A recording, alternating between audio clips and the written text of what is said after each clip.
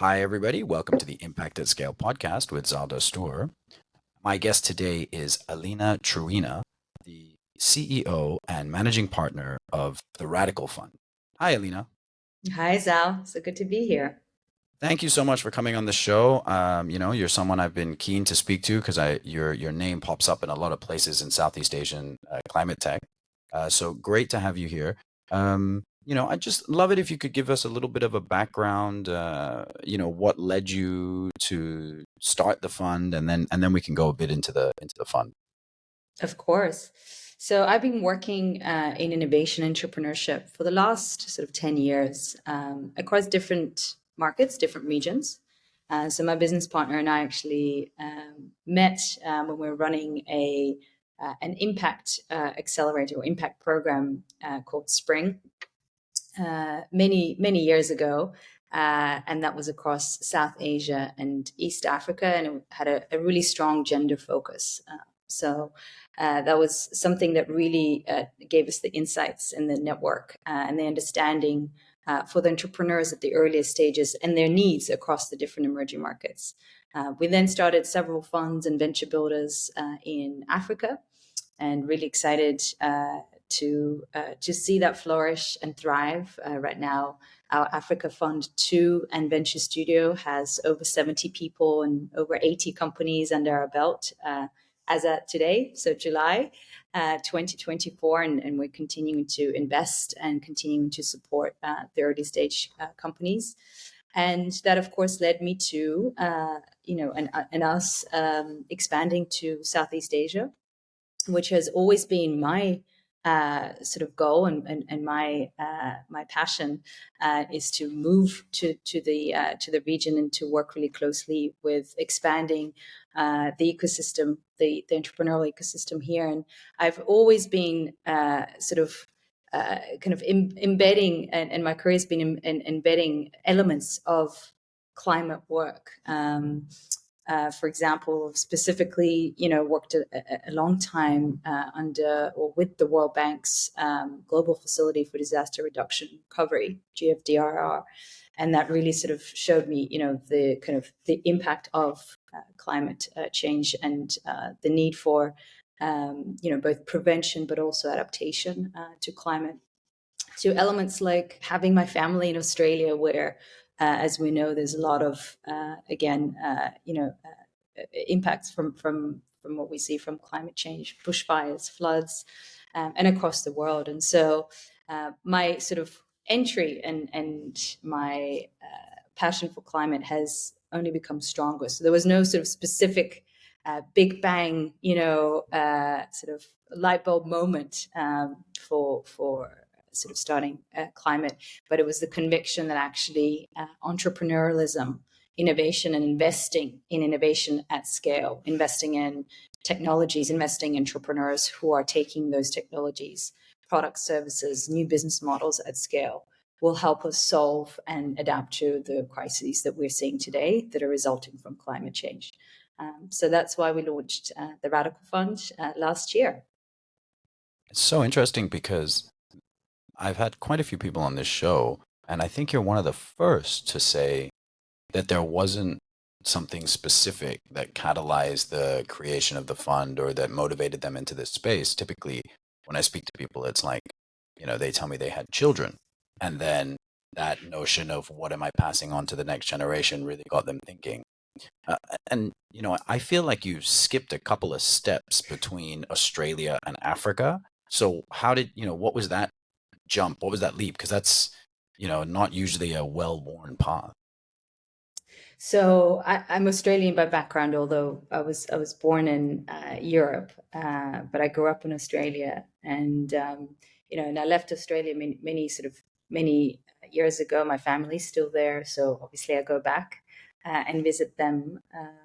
But my obsession, my conviction is that there's enough resources, there's enough. Kind of infrastructure. There's enough capital, since we're talking about investment in the Western world, right? So if we look at Europe, we look at US, UK. whether it's climate, and we know the statistics of 60% of climate VC goes to the US, and other sectors too.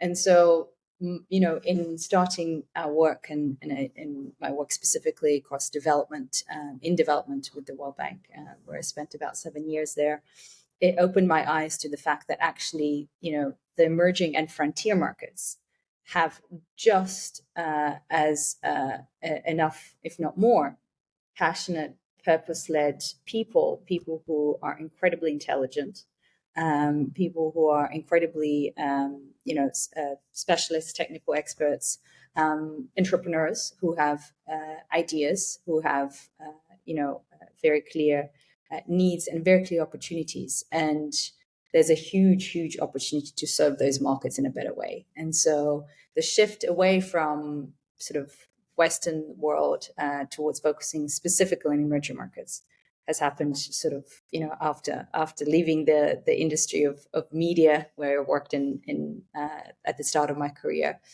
in Australia, and really wanting to, forgive the pun, have impact at scale on the world and global level, and that took me to this world of looking for and serving entrepreneurs and investing entrepreneurs across emerging markets. And as a group, that's what, whether it's the Radical Fund and whether it's our sister funds in Africa that I started and co-founded, we all have the same conviction that actually, we need more funding, more capital going towards emerging markets, because that's where the opportunity lies, and that's where we'll have more innovation coming out of.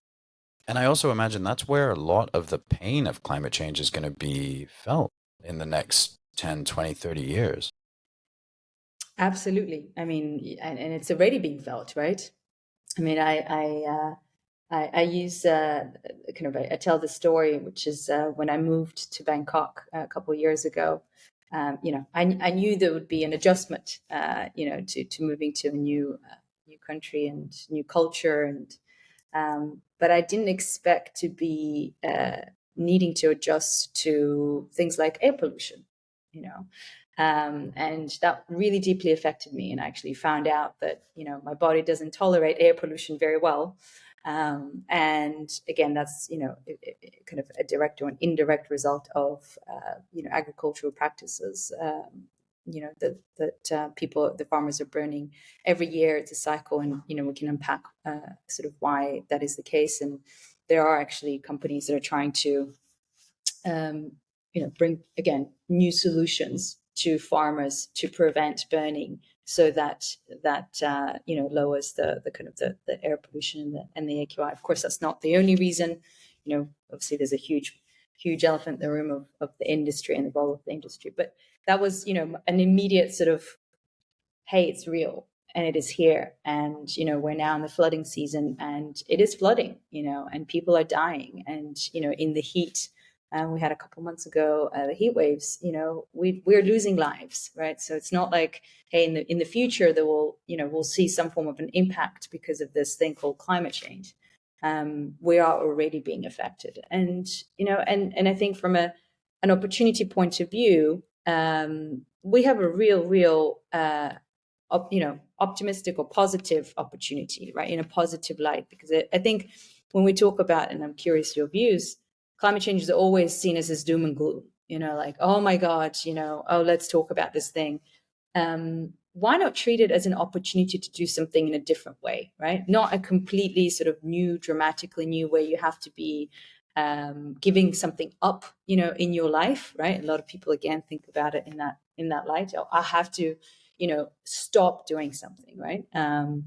You can just do things differently in small steps, and again, of course, many things can be said about the kind of the larger players. So, but it is already here, and it is absolutely affecting the emerging markets today, and will continue to do so.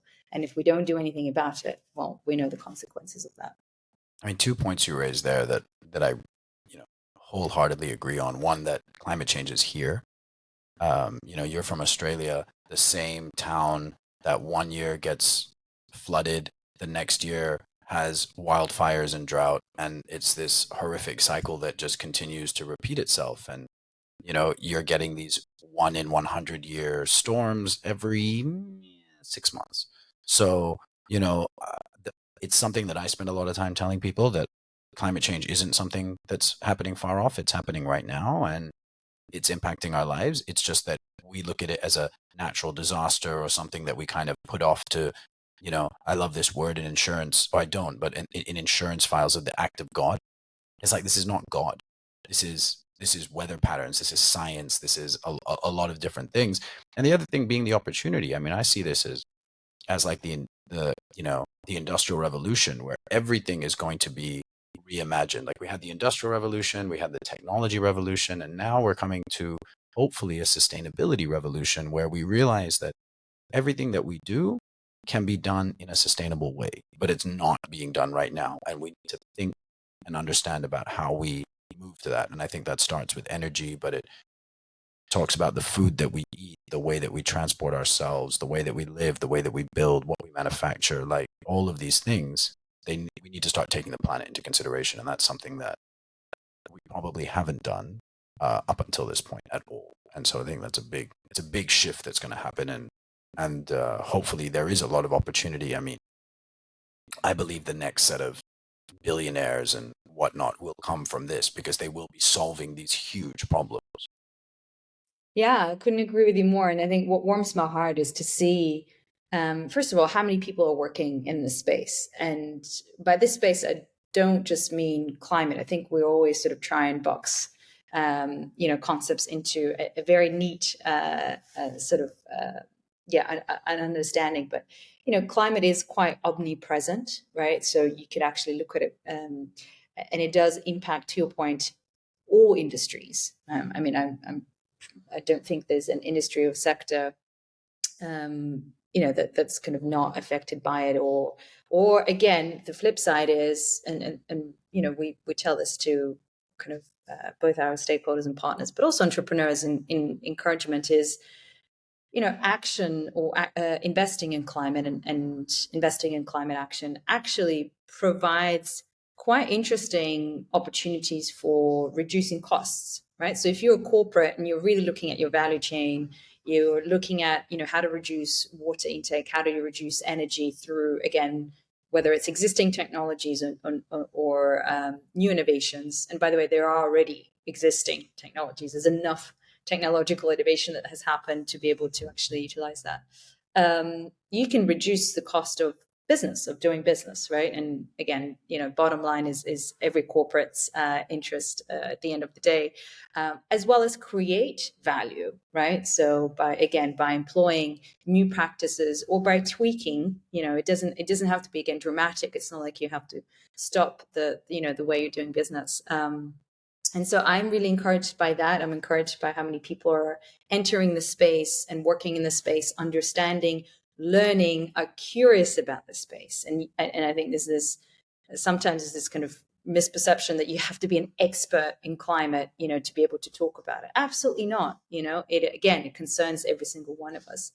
And and the new generation. I mean, I look at the sort of the teenagers of today, and not just teenagers, but young people, and they're really driven and really committed to solving this crisis, and from all angles: political, economical, obviously, again, innovation, very practically, in the business world, in the private sector, in the public sector.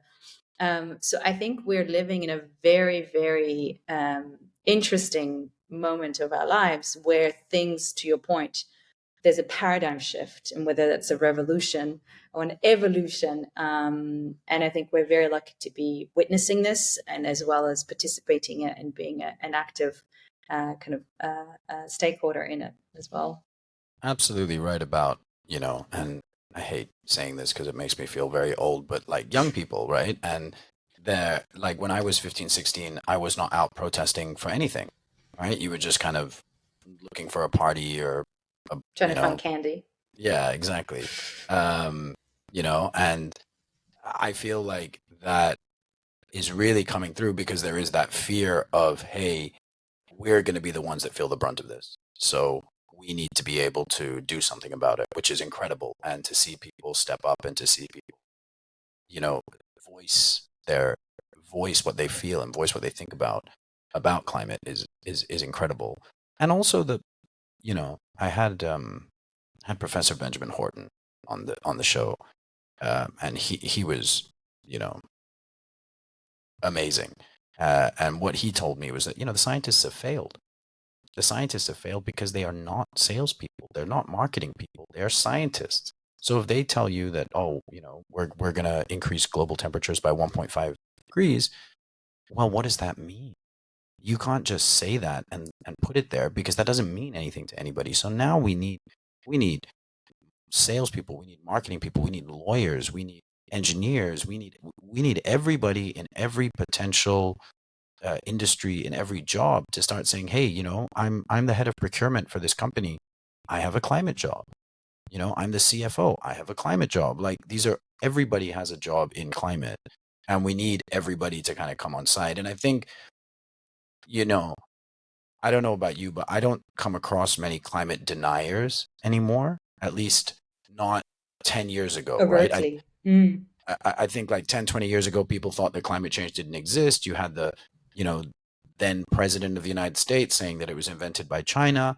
Um, I don't think we have that anymore. But what is interesting is that we've skipped over into a little bit of climate apathy. So, oh, we can't do anything about it. Oh, it's such a big problem, right? But it took a billion decisions to get here, and it will take a billion decisions to change. But the momentum, I hope, and I think is on the right side, and it's very clear who is going to be on the right side of history. It's just a question of time. I wanted to ask you. You were talking about your partners, and that obviously means your stakeholders, your LPs.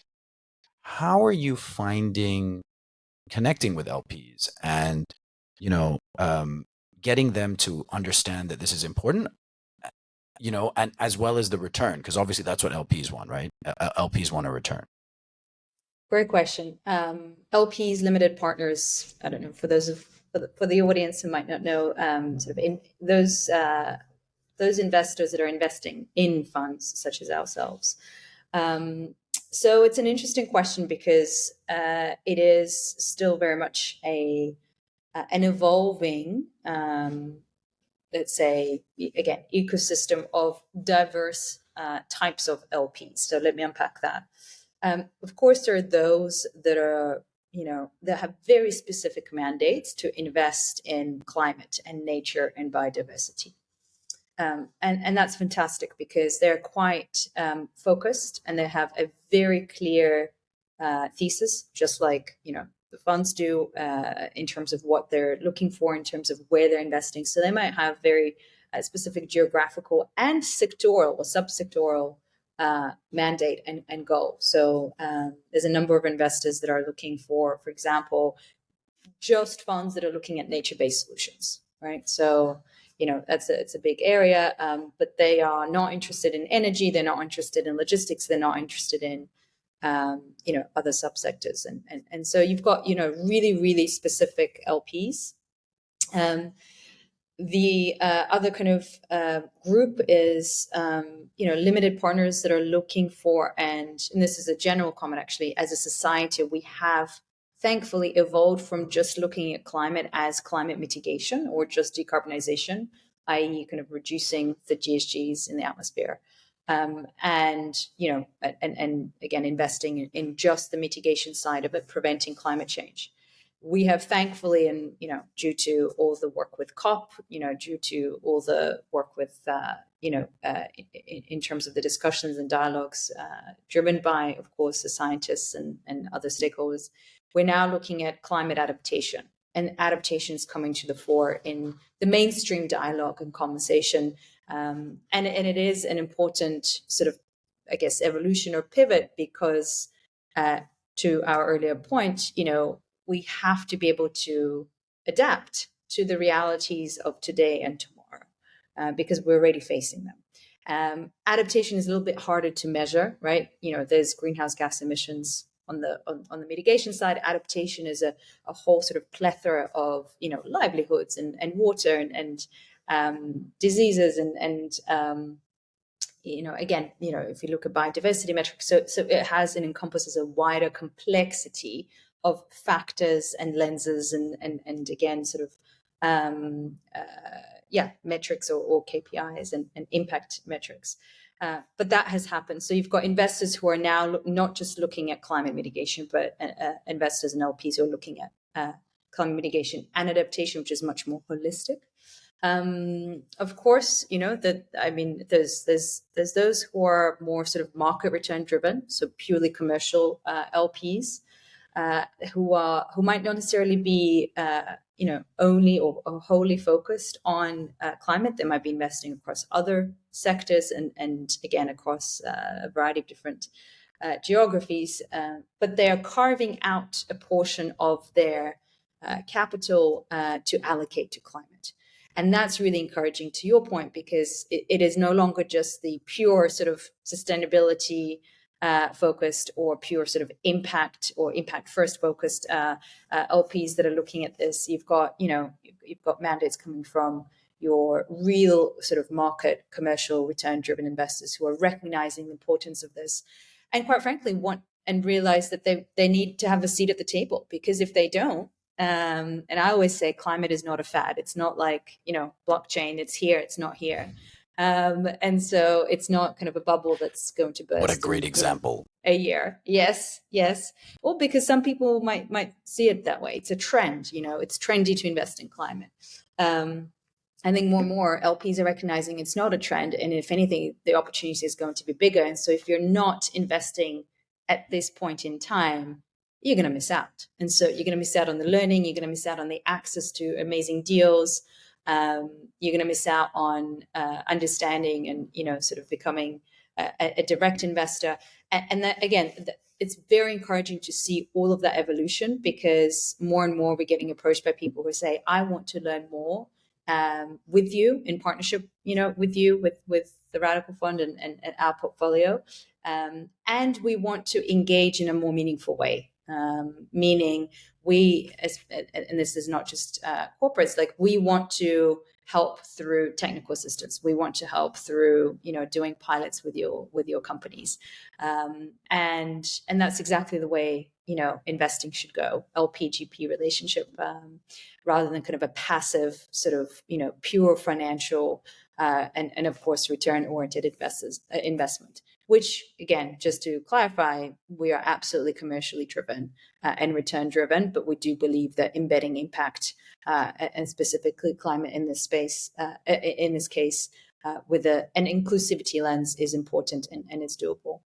I mean, Alina, I feel like you're reading my questions, because the question I was going to ask you was about the importance of balancing adaptation and mitigation, which I think you answered fantastically, and which kind of leads me into the next thing, which is sustainable returns, and the fact that ultimately the goal of the fund is to return to its investors.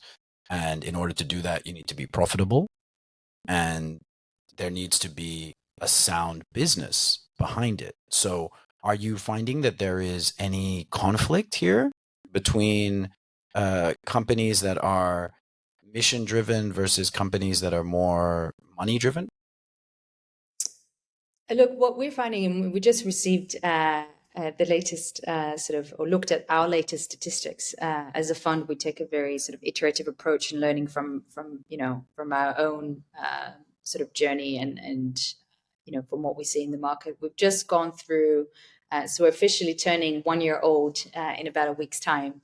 Happy birthday. 1 year, thank you. And we've invested in 5 companies, so it's about a sort of a 1%.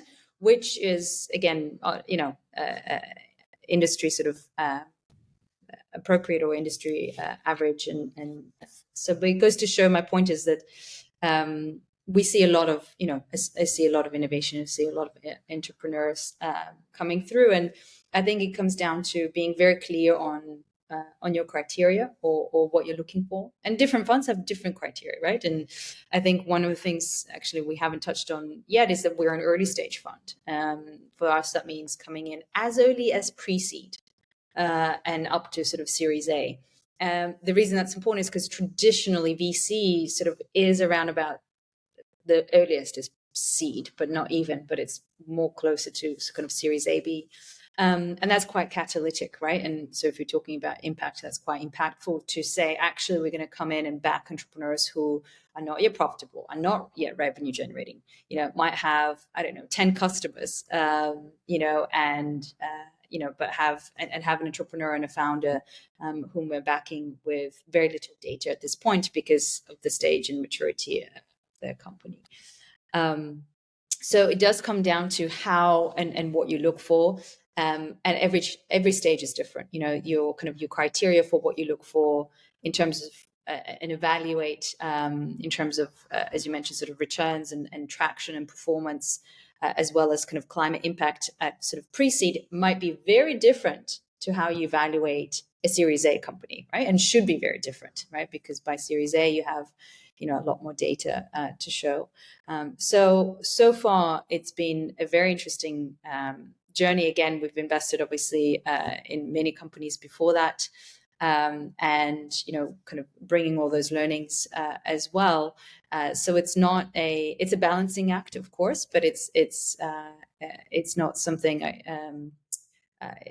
There are great companies out there, and there's, I would say, a pipeline that is absolutely growing of climate companies that are commercially viable. But you do need to look for the needle in a haystack. So it's not I'm not going to say it's a piece of cake. So you do look for the companies that you think are going to really, really build a scalable company and therefore have, true scale, true impact at scale. Oh, twice in one episode. This is great, Alina. I should be paying you. In 1 year, that must keep you very, very busy.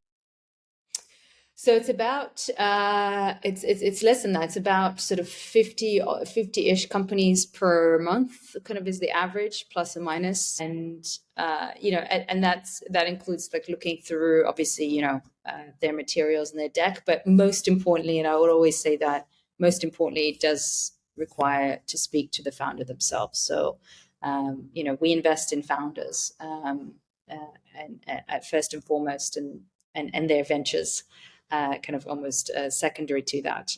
So speaking to the founder is very important. So, this is great because what is it that you look for? Whether that's from the founder, whether that's from the business, what is it that excites you? Yeah. Well, from a founder perspective, as I said, so that's very important. We look for technical expertise and domain expertise. And that doesn't, as we spoke, earlier, it doesn't mean that you need to be a quote unquote climate specialist. What is that anyway? But we do look for, somebody who has spent enough time really understanding their problem that they're trying to solve, right? So, whether it's, I don't know, 20 years in a corporate sector or whether it's 20 years, working within a community, really understanding the kind of the pain points of, within kind of water and the ecosystem of, kind of water environment or energy environment or logistics, spent sort of a lot of time within that. That expertise and experience is really critical because if one doesn't understand the problem they're solving, and more importantly, doesn't understand the customers, the users, it'd be very hard to build a scalable business. But then there's also kind of the call it the softer side, but the kind of the it's important for founders to be very open and curious, and being able to learn and iterate and be agile. So I think you and I spoke just before this about, unfortunately, there's still some entrepreneurs that think that they will be, building out this new shiny kind of business and spend all their sort of, years doing that. And, then they're going to launch it and then the customers will come. That is not sort of the right way to build a business. And so that mindset of an approach, it's not just a mindset of iterating with your customer based on customer feedback, is absolutely critical. So, we absolutely test for that. In terms of ventures, obviously there's we look for some form of traction, and it doesn't have to be, again, in the traditional sense of revenue, but it's some form of validation. They're with customers, with real customers. things like unit economics, things like the size of the addressable market. So, it's no different to kind of a traditional VC, if you like. We do want to build and support and invest, companies that will scale, right? And we are interested in kind of that hyper growth in the end, rather than sort of, kind of your small to medium enterprises that will only be sort of working in their respective cities and communities. That's a different subsector, and there's nothing wrong with that. It's just it's a different type of a business. And then of course climate, intentionality behind the founders. Looking at climate, embedding climate metrics, thinking about the impact of climate throughout their business. And we always say you don't have to even look like a climate tech business. A lot of the time our companies don't. We've just invested in a logistics company, right? And on the face of it, you think, oh, it's a logistics company. But we know logistics is a huge component, and they're actually working very closely with, or rather, they have electric vehicles in terms of their fleet management, and so it's a core point. You don't have to be, an absolute expert in climate. That's exactly where we also support them, but there has to be an intentionality behind why you would want to, work with us, and why climate matters to you as a founder of your business. Again, to avoid sort of any sort of greenwashing as such. So intentionality is very important behind the impact that we look at.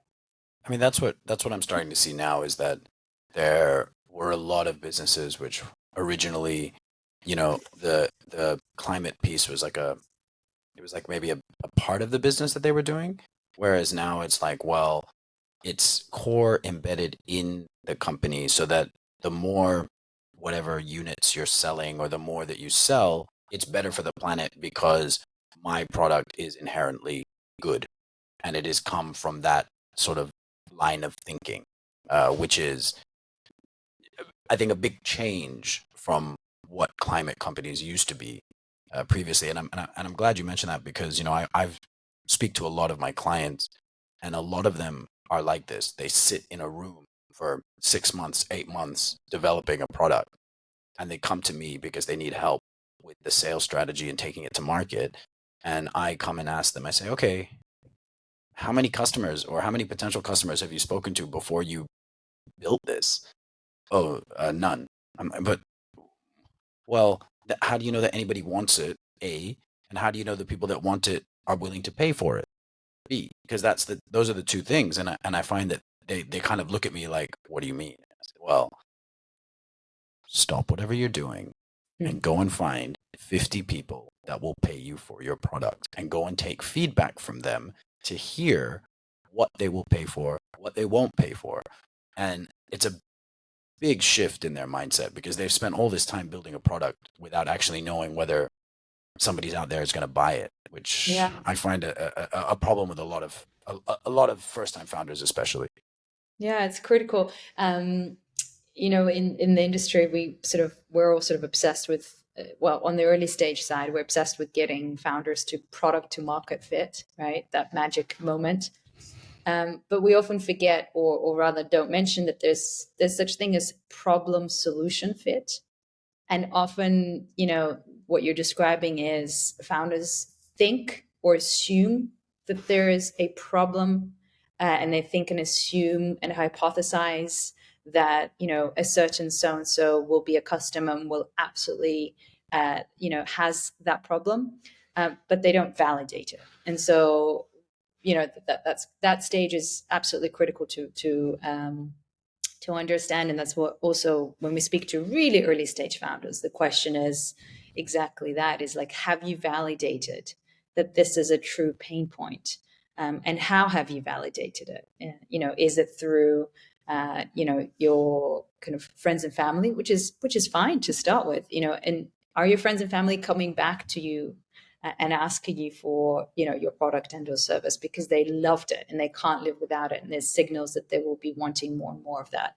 And so that, that again, that mentality, that approach, that, was, again, officially sort of, not officially, but spurred out of, the Silicon Valley way of building things, the human centered way of building things.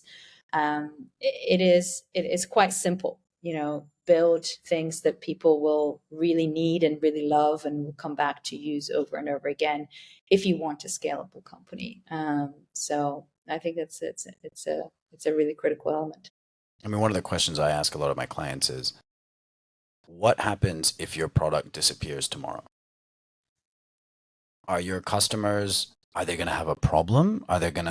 Is their world going to collapse? Or are they just going to be like, yeah, it's a slight inconvenience and I'm going to get on with it? Because I think that really helps to define whether you found that product market fit, right? If your clients can't live without you, I'm like, double down on whatever you're doing because you're doing it right.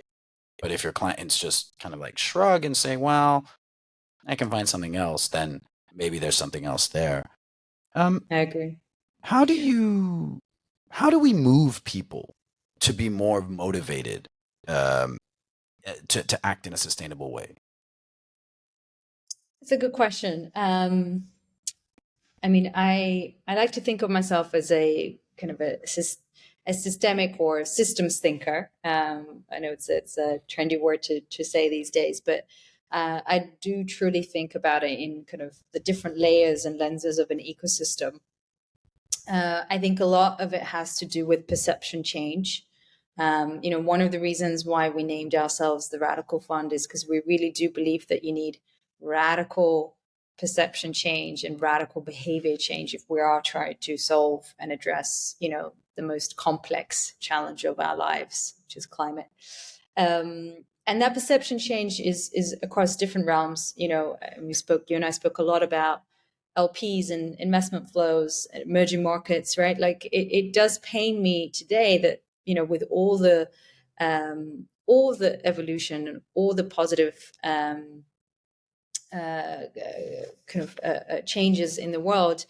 Again, the bottom line is that most of capital to climate tech does go to the Western markets, right? So, and why is that? And there's different reasons, but part of it is perception. Part of it is that somehow the investor sitting in New York thinks or doesn't know how to invest or where to invest in Vietnam or Philippines or Rwanda or Uganda, right? And a lot of that has to do with perception. And so um, educating, I think both you and I doing, and everybody in this industry doing a fair share of educating and, opening people's kind of minds to the realities on the ground. And sort of explaining and through stories, right? I think, and I'm speaking to the expert here, but storytelling is so important in doing that and delivering more case studies, more examples, right? Again, I was speaking to a really interesting climate focused newsletter that is being published out of London, but takes into account all of climate news across the world and spotlighting, Southeast Asia, Africa, and spotlighting some of the founders and technologies coming out of these markets. All of that is critical to ensure that we are, thinking about the world not just as kind of a lopsided Western first, because again, and I will emphasize, there is incredible innovation coming out of sort of emerging and frontier markets, and in some cases, innovation that it is far-reaching and surpasses some of the innovation that's coming out of kind of the more developed Western markets. I think it would be amiss of me not to mention funding. How do we motivate people? Well, money does contribute to a lot of the kind of access and ability to build things. And sometimes, again, it pains me to see that some founders, might fail, and the company might not succeed purely because they couldn't raise $50,000, right? And we're not talking millions; we're talking timing of the availability of capital, and types of capital, right? And that's a whole other podcast in itself. It's not just equity, but there's that capital stack, as we call it, in climate is very, very important in bringing different types of funding. And then I think it's conversations like this. I think it is bridging and lining people from across different markets and regions That's why I think we were quite lucky and privileged to have funds across Africa, Southeast Asia, and we'll be launching in other emerging markets very soon. To have what we call kind of South-South collaboration, right? It's nothing new. And to be able to exchange not just insights, but exchange network and exchange data around what business models work and which don't, for entrepreneurs benefit and drive real value for entrepreneurs so that they can scale faster. I think that's quite interesting, critical, and again, the flows of that expertise and flows of that capital doesn't necessarily just need to come from west to south, but it is much more impressive and far-reaching if it goes from south to south across the different regions. And I think in that light, if we do pursue that dialogue, if we actively pursue sort of investments and driving that capital access and network, I think we will be able to motivate more and more people through showcasing some real scaled results. Yeah, I couldn't agree more, especially in the line that, I, I can imagine the thing that started a whole bunch of SaaS founders. We're seeing SaaS exits. And we haven't seen in the climate space the kind of exits that are, making people sit up and take notice, and that's probably kind of slowing it down. But one thing I wanted to ask you, you're born in Europe, raised in Australia, you're running a fund in Bangkok, focused on Southeast Asia. You're currently in London for Climate Week. What are the differences between how sort of the traditional West and, let's say, Asia are dealing with, or their approach to climate? Have you seen any differences there?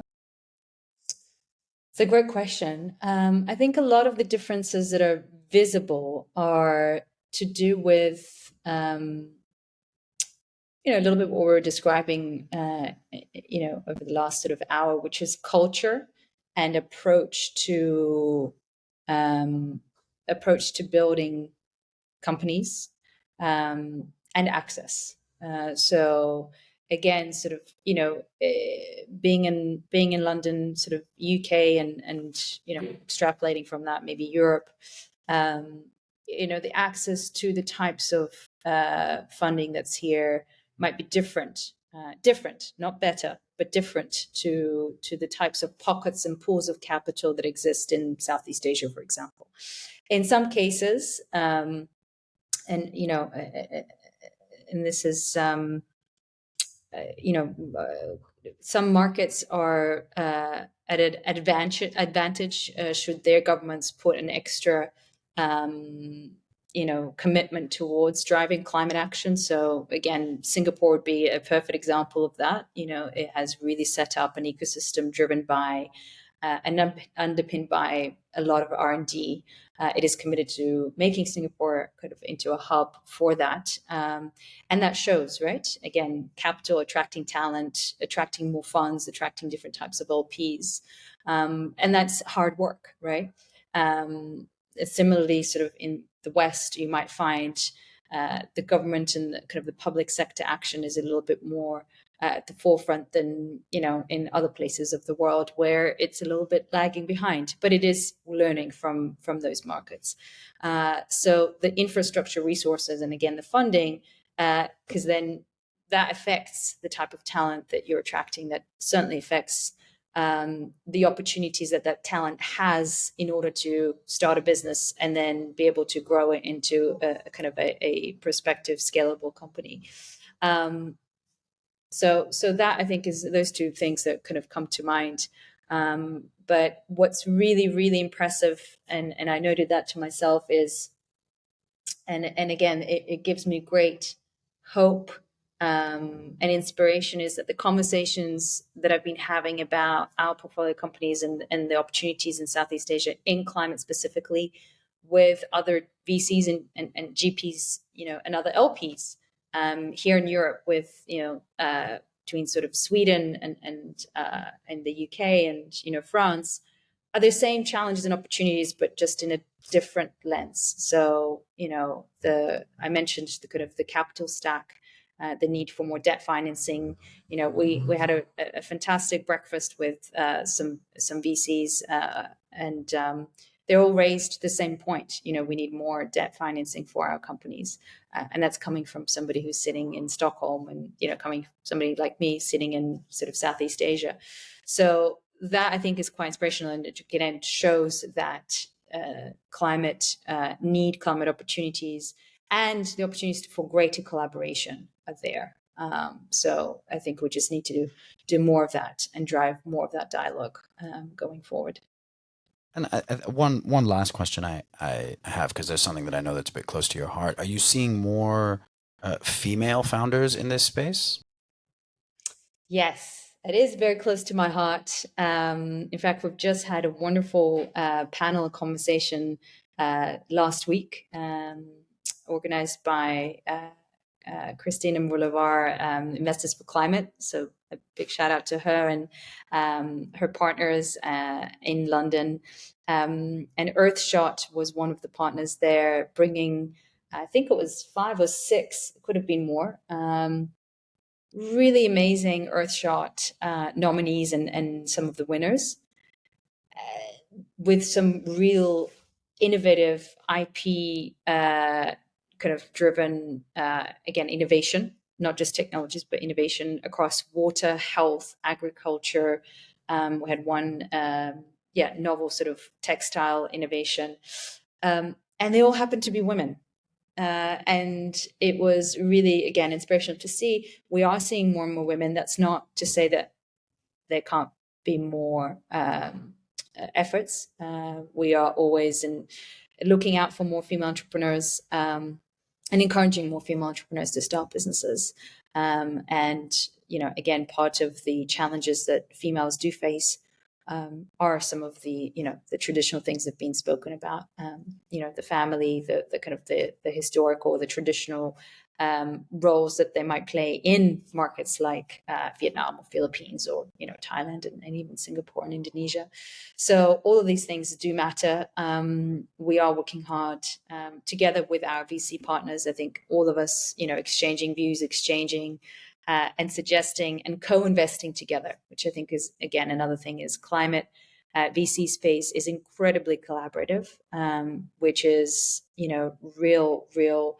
I really treasure that. And I think we all sort of recognize that we're all moving in the same direction. So whether it's finding more and encouraging more female entrepreneurs, or driving more debt financing for our portfolio, or finding opportunities, we're there in it and we're there together. I so I had Hannah Jones, the CEO of Earthshot, as well on the show, and That's right.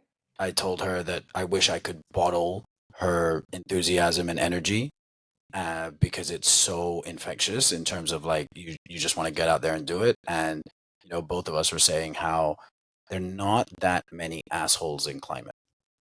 Maybe not yet, but everybody that I've met is so open to working together, and everybody's on the same page. And I was talking to one of my business partners, and I was telling him it's incredible when you get like CSOs into a room, because usually when you bring people from competing companies, they don't want to share. But CSOs have sort of this higher value, higher goal that they're looking towards. So they're happy, more than happy, to share what they're doing with their competitors, so that hopefully their competitors can do it, because they realize this is bigger than you, it's bigger than your department, it's bigger than your company, right? Whatever we're doing, if we can do something well, if we can do something better, we want to share it because it's better for the planet. And I think if you're in this space, even in a little bit, you have to have sort of an altruistic mindset, because you could go and be a coal trader, or you can go and be in oil and gas, you can go and earn a lot of money doing something. People are in this because they believe that something needs to be done, and that's like a higher calling, which I've found from everybody. I mean, including yourself. I just approached you at an event that we were at a few months ago, and the conversation kind of comes from that very easily, because everybody is in the same boat almost. Yeah, it's definitely not an egocentric industry to be in. No. You can't be, you can't be egocentric and work in climate. Let's hope it stays that way. Well, I think you get called out pretty quickly. You You know, do, yeah, I think you get exactly. called out pretty quickly. Alina, thank you so much for your time. I know that your time in London is very busy, so I really appreciate you chatting, and this was fantastic. Zal, thank you for having me. I look forward to more conversations. Thank you.